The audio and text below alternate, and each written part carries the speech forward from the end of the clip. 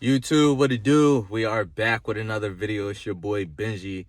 And what I actually want to make this video on is how to increase your cash flow going into 2023. Now, before we actually hit on the tips, what I want to really break down is the difference between income and cash flow. Now, understand, a lot of people think cash flow is income and they have it all backwards.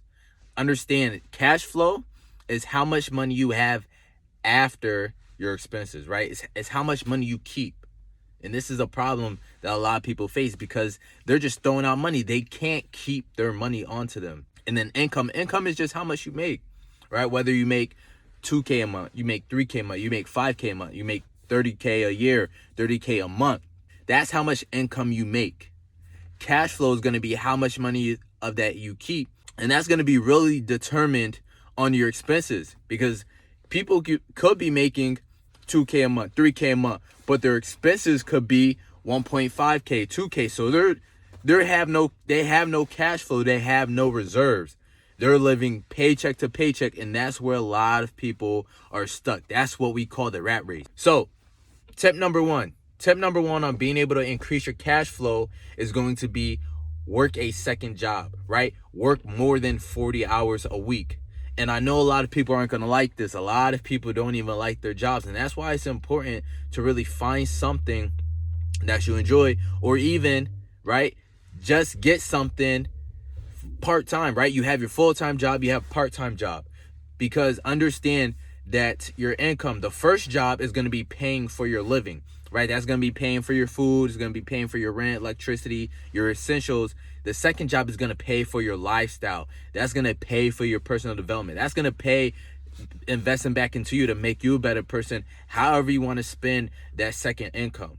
Tip number two is going to be create a side business or a hustle, right? Find a way to now work on something that's going to be able to last forever, that you don't have to show up to and have a boss for, right? Good ways of doing this is you can get into network marketing. You could get into affiliate marketing. You could learn a skill, a trade to create your own business.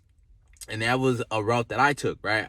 I went into network marketing. I worked on my communication skills. I worked on my networking skills. It really built me up. I was able to network with different people in different fields. So also too, you're not in a little box, right? It's not just, you're doing one thing. You have people doing a whole bunch of different things, and you could figure out what works for you to be able to create your success. And that was something that inspired me and helped me out, because it showed me that there was many ways on being able to make it out in life. I just had to find out which suited me, that I can work with hard, because it's not going to be easy, and just run with it. And then tip number three is actually going to be get on a budget.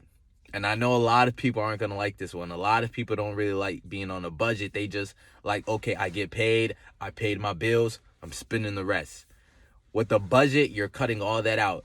You have your essentials that you're paying for. And one that I really like using is called a zero-based budget. I got this from a speaker that I went to an event and heard about. It was Anthony O'Neill.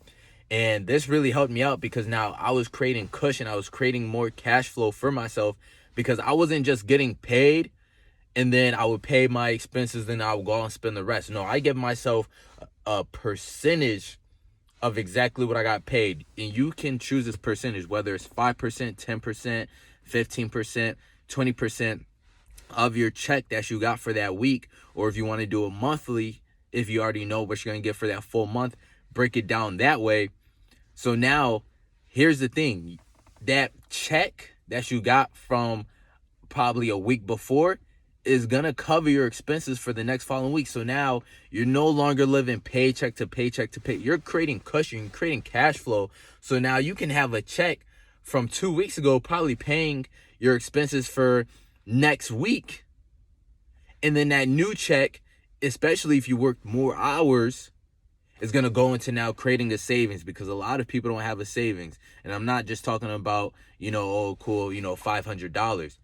You want to be able to break this down to now a savings of 6 to 12 months of living expenses saved up. You want to have at least a small $1,000 emergency fund set up. And then you now want to have the emergency fund. You want to have these steps in place to create cushion, create more cash flow. So now if your car ever breaks down, oh, damn, you know, it's $500. This won't hurt. Or, okay, cool, we want to do a trip in 2 months, 3 months. All right, cool, you know what? Let me budget out and have some money set aside, and I could probably already pay my flight now. Okay? So listen, guys, that's going to be the 3 tips creating more cash flow for 2023 and understanding the difference between income and cash flow. So listen, like the video, comment, subscribe. Holla at your boy.